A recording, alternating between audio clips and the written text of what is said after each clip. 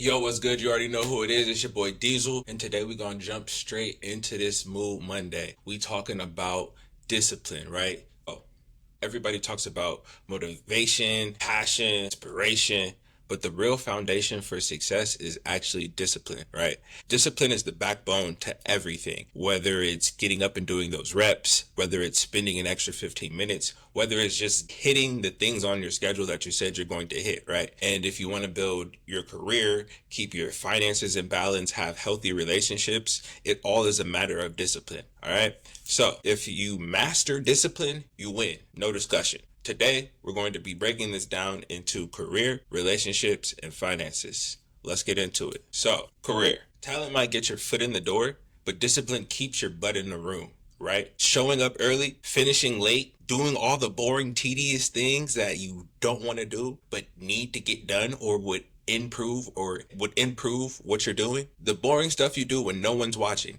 That's discipline. That's how careers are built. Nobody becomes the best because they felt like working every day, right? Kobe Bryant didn't wake up at 4 a.m. because it was fun. He did that because he was disciplined, and the difference shows, right? Even when you don't feel like working on your business or feel like networking or studying, whatever it may be, discipline is what is going to make you show up and help you get it done. The people who make it aren't the ones who had the most fun all the time, right? It's not the ones who felt like doing it every day. They weren't rushing, you feel me? Yeah, I'm gonna be the first one done. Like, no.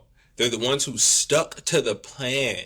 That's what it really is sticking to the plan, right? Even when you don't feel like it. You don't always rise to the level of your goals, but you do always fail or fall to the level of your discipline. Now, let's talk about relationships, right? Discipline in relationships means consistent effort, right? And I'm not just talking about romantic, I'm talking about friendships, family, and then we can get into romantic as well. But it means holding up your end of the deal. If you said you're going to do something, if you said you would call, text back, sometimes it's as simple as that, being disciplined enough to actually check in on the other person. And it also means not blaming the other person and being quick to jump to fault. Sometimes you have to hold yourself accountable and hold yourself to a standard. Sometimes we get upset and we say things that we shouldn't, or that we know if we weren't mad we wouldn't say, and we don't have the discipline to hold back those hurtful words, right? And then the other person does or says something, and now we're both hurt, right? And instead of me saying I shouldn't have done what I did, I'm going to say that they shouldn't have made me feel that way to do it. But we have to be disciplined with our emotions and realize that just because I feel something doesn't mean my actions are always just or aligned. And I feel like that's one of the biggest issues that we face today, is that people are now told your feelings matter and your feelings are valid and you're justified in your feelings. But in turn, people act out and take actions based on your feelings that, yes, you felt justified in doing, but were still hurtful. And instead of accepting that they were hurtful, we say, I was justified, or I felt it. I felt like punching people before. I felt like cussing out old people before. Like, that doesn't mean I did it. I had the discipline enough within myself to withhold because I knew it wasn't going to be productive for good. Maybe I would feel different, yes. But what about that person's feelings? And is it going to better my situation? No. I actually might never be allowed in here again. I might hurt somebody. Like, I might end up getting in trouble because my feelings are, no. I don't, it gets me so worked up because people feel like everything they do or say is valid because they felt like doing it. And if I say that's not true, I'm negating your feelings. So I don't like having those conversations, and that's not what we came here for. But we have to be disciplined enough to show up maturely and to recognize when we're not being mature in our ways and our actions. And disciplined enough in our ability to listen and learn, to know that sometimes we can be wrong, right? Anybody can be nice, anybody can be good in a relationship when things are easy and when it's simple, right? But the discipline is staying committed to what you committed yourself to, staying true to what you committed yourself to, even when you're annoyed, even when you're bored, even when you're tired, or especially this one, when you're not getting what you want instantly. I feel like part of the fact that we have access to so many things, whether it's I want a new outfit, I could get it ordered to my door. I want some food, I could get it ordered to my door. I want a new car, I can get it ordered to my door, right? So with that, the idea of getting what you want now or quickly, if you're not getting the outcome you want quickly, then I have to do something, or my feelings are telling me I should be annoyed or upset or mad. And then I start to act out of those emotions. That's when you have to take the discipline to say, okay, even though I feel this way, I don't have to take that reaction. Or even though I have been waiting, I can be patient. And patience is part of discipline, right? It's choosing to listen sometimes instead of argue, choosing to say sorry and apologize instead of defend, choosing to build up instead of try to break or tear down. If you want a healthy, lasting relationship, you need discipline as much as you do love. And that especially comes true when it comes to staying committed to your partner romantically, because cheating has been normalized, right? And a part of that, in my opinion, is because of a lack of discipline within self. Because regardless of how you're making me feel and what you're doing, I've said I was going to do something, and I've made a promise to myself. If I tell you I'm going to do something, I'm now making a promise to myself. That's how I look at it. If I make you a promise, I'm making a promise to myself. And I don't like to lie to myself. I keep it 100.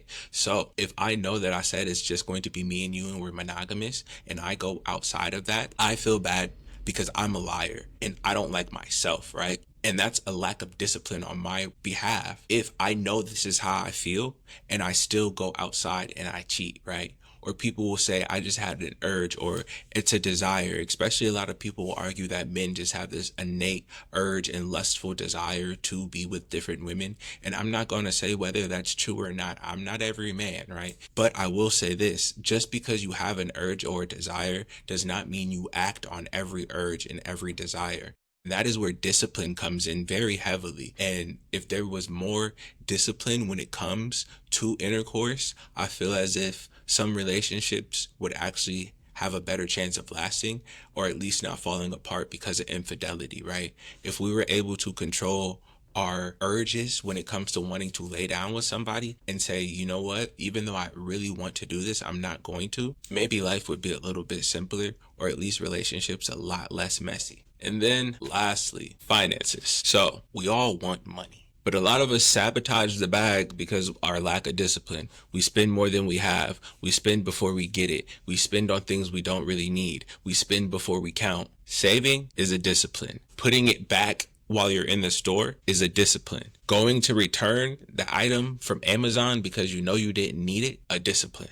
The bigger discipline is not making an order. Sticking to a budget, discipline, especially when you have the money. When you have the extra money. I remember one time I had set my accounts up to be, what was it? I had a savings, of course. I had a savings, I had a checking, but then I had separate accounts within those. And one was my like outside money, just spending money. One was my food and grocery money, like eating out and groceries combined, right? One was for car, like all my gas, my travel expenses, whatever. And then I had a savings, I had regular checking, and I had another account like business expenses or something like that, like investing in my own businesses and stuff. So I had broke my money up into 6 different accounts, right? And it started off slow. So I just didn't touch nothing. And then at one point in time, I had more than my budget in every account.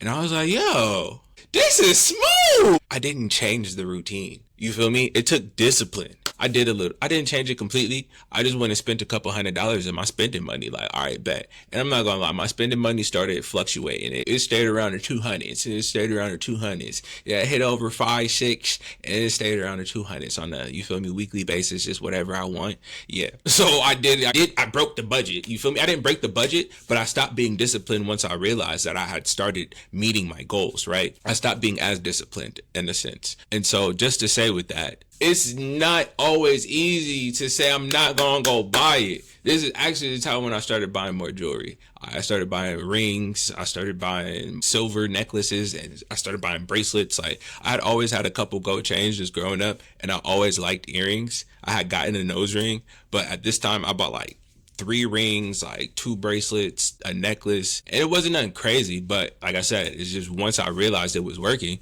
I started going to buy stuff. And I didn't ball out, but I understand wanting to and having that urge. And I'm just talking about a little bit of money. So if you get your first real job that you start getting paid 7 bands, 8 bands a month, like, But we don't even got to get into that. It's really easy for us to want to go get nice things or want to get things we never had or things that we never thought we could have, right?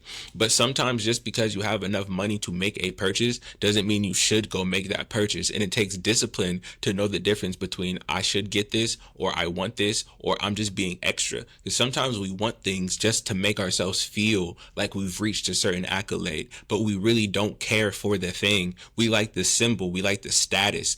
I know that having this requires a lot of this, so it makes me feel good. But I don't like this purse. I don't like this jacket. I know these jackets are expensive and people recognize them. I don't even own any watches, but I'm about to go buy a $10,000 watch because I got $100,000. Like, you feel me? People get the money and now they want to do things that they had never thought to do. And it's not bad. It's just if you're disciplined, you'll make sure that you're doing everything you should be doing first and everything you could be doing to make sure that money goes where it's supposed to, right? And I'm not speaking against anybody spending money. I've definitely had my fair share of blowing a budget. Like, I've blown my budget more times than I could count probably. And that's how I know from firsthand example that being disciplined with your finances is hard. But once you start having that discipline, I also know from example, it adds up way quicker than you would ever imagine. If you say, I'm not going to spend more than $50, bro, I promise you, I've been in situations where I told myself my budget for the week was $25, period. Was getting places, that was food, that was anything you could think of outside of my monthly bills, and I didn't have a car. You have $25, dog. So you have to fit everything and everywhere you need to go this week into $25 on public transit. Make it happen, right? And I did. You feel me?